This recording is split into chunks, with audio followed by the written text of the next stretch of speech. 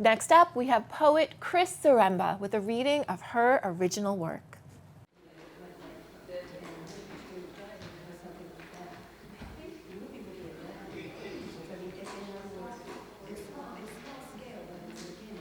Our next poet tonight is Chris Toto Zaremba, a performing poet, storyteller, and author of Angel of the Harbor, a Christmas story set in Scituate Harbor.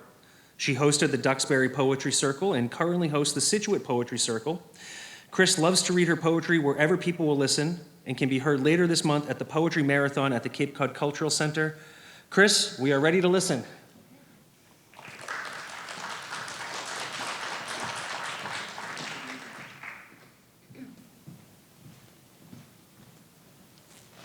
It's great to be here tonight. Thank you. So my first poem is about why I write. It's called Words. My words refuse to sit quietly in my brain. They play with each other, constantly bantering, especially at night, while they run back and forth across my pillow, held over my ears to quiet their volume. Most days it's useless to ignore them. They rush out of me, down my arms, onto my fingertips, in search for a pen, then onto any willing or even unwilling surface that will allow their creative dance, their ramblings, their rants.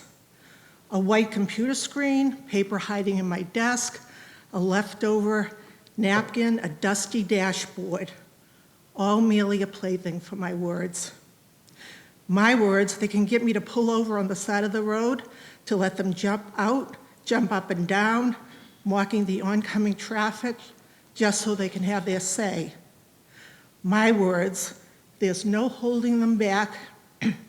After a few shots of Jack in a bar, that's unfortunate enough to have an open mic that night. They will show off, shout out, stand under the table, and wow a few drunk people, especially if they are dirty that night. My dirty words, I try to keep those for the bedroom, but sometimes they just slip out. My words, they get me into trouble, and then they talk their way out of it.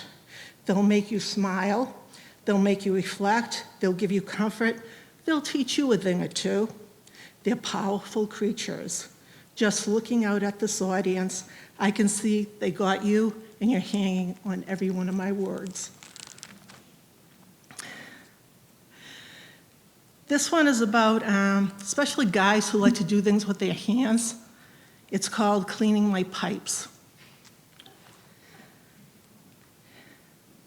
He came to clean my pipes today, a toolbox in his hand.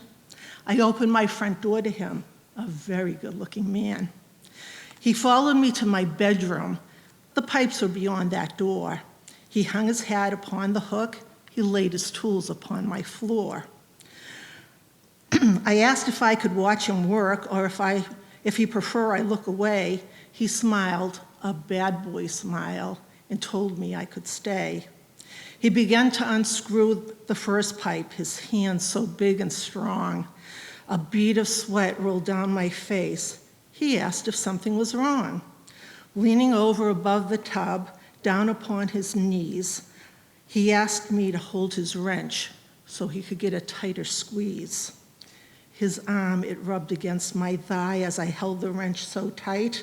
The faucet let out a boom. Water gushed with all its might. We laughed to ease the tension as we stood there dripping wet. I handed him a towel, but he had not finished yet. He cleaned my pipes, packed up his tools, and said that was quite an afternoon, and that he'd be back another day to clean my other pipes real soon. This one's called Let Go.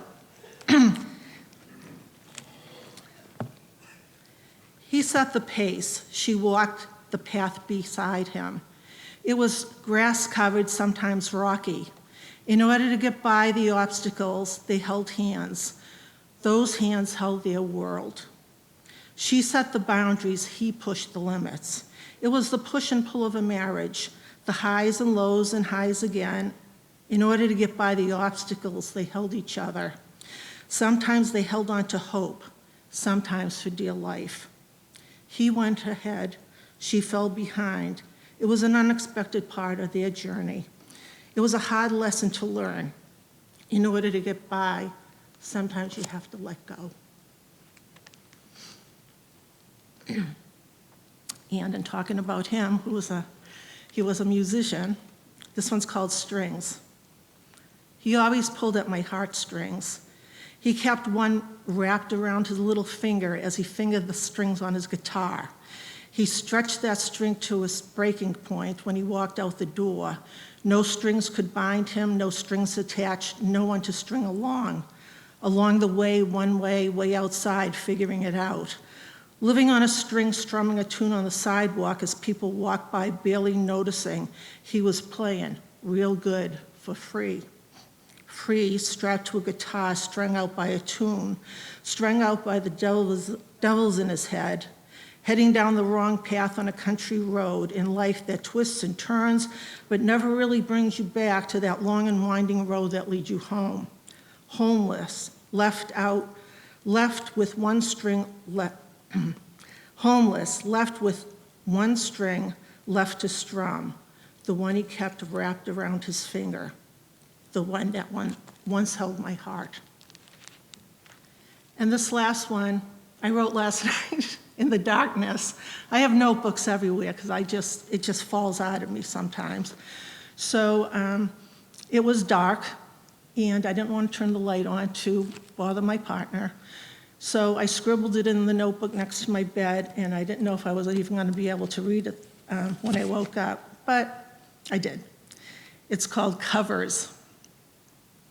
Sheet, blanket, comforter. In the darkness, he slept. I started my nighttime dance. Covers on, covers off, covers on. Sheet, blanket, comforter.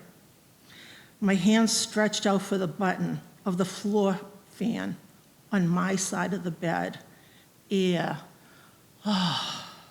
Sheet, blanket, comforter.